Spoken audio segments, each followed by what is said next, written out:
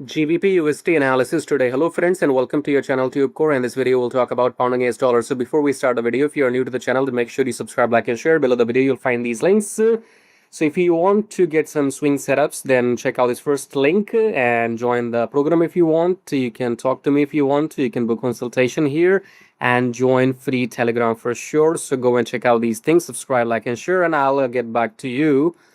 And now coming back to the chart, starting the top down approach with weekly time frame. Weekly we are bullish, daily we are bullish, and 4 hour we are bullish. So in all time frames the price is above the EMA. Look for longs after the pullback. Right now we are taking a pullback, so wait and then decide to go long after the pullback is over. Okay, so if you want exact setups, then you can check out this Swing Like a Pro mentorship program. Subscribe, like and share, and I'll see you in the next videos. Till then, take care.